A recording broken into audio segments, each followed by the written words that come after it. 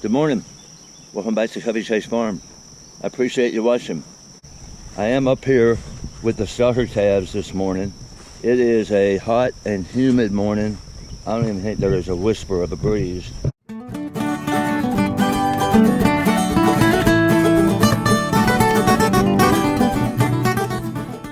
can see the cattle, you can tell it, they are already hanging out in the shade area, even this early in the morning. I don't think I've done a walkthrough with them in a while, but they're doing really good.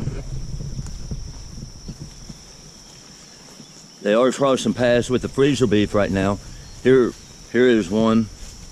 This is a almost 2-year-old steer, and here's another one.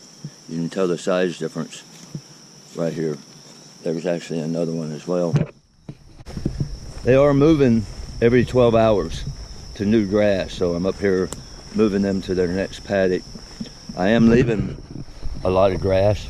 If you look here in this field, there's quite a bit of grass left behind. This back part of the farm is really my least favorite to set up the paddocks, because I do have to stretch a line about 1/4 mile or a little more. I actually end up having to stretch 2 of those, and then I do little smaller cross sections to divide it up into 12-hour paddocks. Getting water back here is not easy. They'll be back here for about a week. It's really, it's not my favorite part. You have a lot of brush and trees and things you have to get through, and as I've said before, every tree on this farm has a thorn for some reason. Here's a good example of what I'm talking about when I say I have to pull it through some trees and brush and such. Here's a line coming right through the middle of one of the ravines. Now that we've got some chicken in shot, I thought I would incorporate a couple of cooking videos and some things that I do with chicken. I am in my happy place, so I'm by the pool. I'm definitely in flip-flops. It was almost 90 degrees today with high humidity, so I'm glad it's evening time. But let's take a look at this chicken. If you're going to deal with chickens at all, especially the whole ones, get yourself a pair of upholstery shears. These are Kershaws. They're all right. They're not the best by any means, but definitely they make cutting up a chicken really simple. So what I'm going to do with this breast is I'm simply going to go ahead and cut out the rest of the backbone here. If you get that kitchen shear in there, you could probably do this with a knife, but you're probably more likely to cut yourself. Now here's the 2 sides of the breast, and what I'm going to do is simply cut this breast in half right here. So if you do want a large kitchen knife, come in here.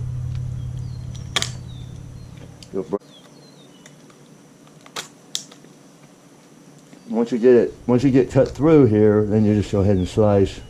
What you're left with is the chicken breast, bone in, skin on chicken breast here.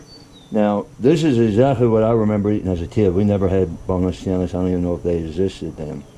But we're going to grill these right there. You see, that's a pretty good sized chicken breast. I think this was a 4.6 pound cut up chicken or so. And what we're going to do is we're going to grill these pieces just like this. I am going to use a very simple butter, garlic, salt, and lime juice. Actually, put quite a bit of lime juice with my high dollar baster. You call it a baster, you can mark it up, but really and truthfully, go to Walmart, buy a 1.5 inch paintbrush, and it is a perfect baster.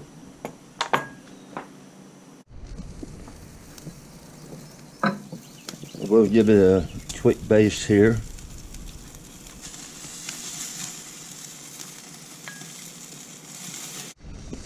Okay, I think I am right at almost 160 on my breast. 180, pushing 185.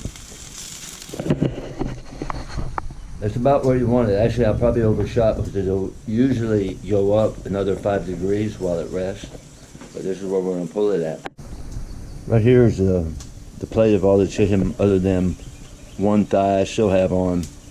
It was a little bit lower, and while I get the rest of the meal ready, it'll finish up. This is a bit of the life of the farmer, though. Before bed, it's about 9 o'clock now. I have to do one more cattle move. Really beautiful sunset happening tonight. Got to try to keep the sheep over here. The calves, they started way back here. Been here for a couple of days now. We're now going to move into this section just overnight. They're all right up here. A lot of them are. Woo! Woo, cows! Woo!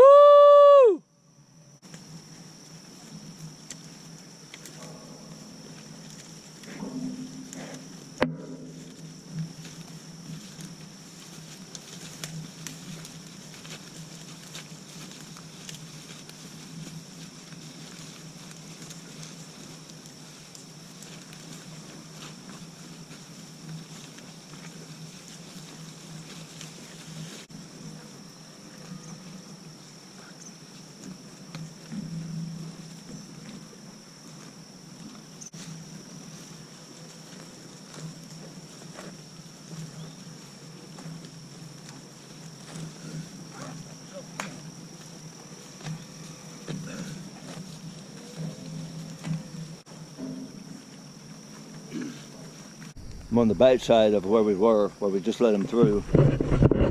Make sure they have water. There is a creek down there, but I'm not sure it has water in it. There's good shape. I ran out of daylight, so I have the headlights on the four-wheeler. The last thing I have to do tonight is check on the chickens here. I do take their feeders up at night. They're on 12 hours on, 12 hours off.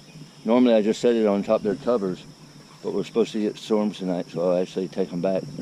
Probably can't see it, but I've got birds spread out all over. Again, it's been so hot today, everything has been cooped up. Strange end to the video, but as always, I appreciate you watching. I appreciate the support of Tubby Chase Farm. If you haven't subscribed to the channel, please do so. Always, you can find us on www.tubbychasefarm.com. Thanks and have a great week.